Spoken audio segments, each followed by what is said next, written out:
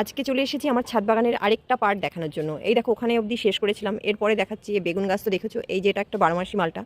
ছাদের জন্য বেস্ট লেবু গাছ যদি হয়ে থাকে তাহলে এই দুটো, ওই সুইট লেমন আর এই বারোমাসি মালটা। আর ওইটা হচ্ছে ইন্ডিয়ান মৌসুম্বি, এই যে দেয়ালের উপরে যেটা ওটা দেখতে পাচ্ছি ইন্ডিয়ান মৌসুম্বি, এটা হচ্ছে বারোমাসি মালটা। আর এটা হচ্ছে একটা বাড়িওয়ান মালটা, এটাতে কিন্তু ফুল এসে গেছে, সবে আসা শুরু হয়েছে। এগুলো এখনও বুঝতে পারবে না, গুড়ি গুড়ি আমি দেখতে পেয়েছি। আর এটা একটা কমলা লেবু। আর এটা হচ্ছে মিশরীয় মালটা।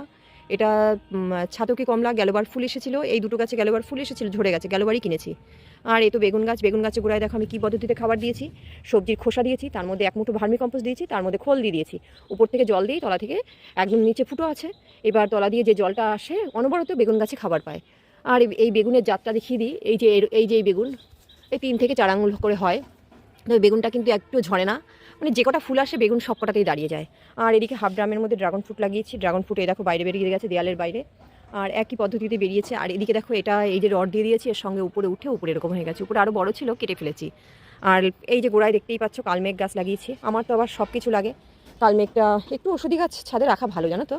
আর এটা তো 20 লিটারের বালতিতে একটা বকফুল গাছ লাগিয়েছি, এখানে বকফুল দেখো ফুল আছে, সকালে ছিঁড়েছি, তাও দেখো কতগুলো ফুল আছে। এই কাল পরশু ছিঁড়ে নেবো, আবার কোথাও না কোথাও করি বড় হয়ে যাবে। এই একটা বারোমাসি মালটা, এটা কত বড় বড় হয়েছে দেখো, হাতের পাতার সমান, কিন্তু এখনও পুষ্ট হয়নি, এখনও আরও পুরো এত বড় হবে, ডবল হবে। আর ওখানে একটা বকফুল গাছ আছে, যেটার মধ্যে দেখো প্যাকেটের মধ্যে আমি সবজির খোসা, ভার্মি কম্পোস্ট আর খোল দিয়ে জল দিয়ে দিয়েছি। এবার ভার্মি কম্পোস্ট দেওয়ার কারণটা হচ্ছে সবজির খোসাটা না তাড়াতাড়ি পচবে তাই। আর প্যাকেটের কোনায় ফুটো করে দিয়েছি, এবার জল ঢালি, জলটা নিচ দিয়ে মাটিতে চলে যায়, অনবরত গাছে খাবার পায়। এই হচ্ছে এই যে বকফুল গাছের গোড়াতেও একই পদ্ধতিতে খাবার দেওয়া আছে, ওই দেখো একটা কোটোর মধ্যে দিয়েছি, উপর থেকে জল দিই, নিচ থেকে বেরোয়, এবার অনবরত গাছে খাবার থাকে, এই আর কি। এই কারণে এই পদ্ধতিটা ধরা আমার। আর এই যে বারোমাসি মালটা, এটা একটা হাফ ড্রামে লাগানো আছে, সবগুলোতে এরকম ঝিক করে দিয়েছি লোহা দিয়ে। আর তার সঙ্গে ওদিকে দেখো অ্যাডিনিয়াম আছে বড়, এটাও দেশি ভ্যারাইটি, এটাই হচ্ছে আমার মাদার গাছ। এটাতে আবার বীজ হয়েছে বাবা, কতগুলো বীজ হয়েছে, কেটে ফেলতে হবে, বীজ হলে না গাছে ফুল কমে যাবে। এই দেখো বীজ, অ্যাডিনিয়ামের বীজ। আর ওদিকে বাইরে দিয়ে রেলিংয়ে পুরো অ্যাডিনিয়াম, দেখতেই পাচ্ছ পুরো অ্যাডিনিয়াম।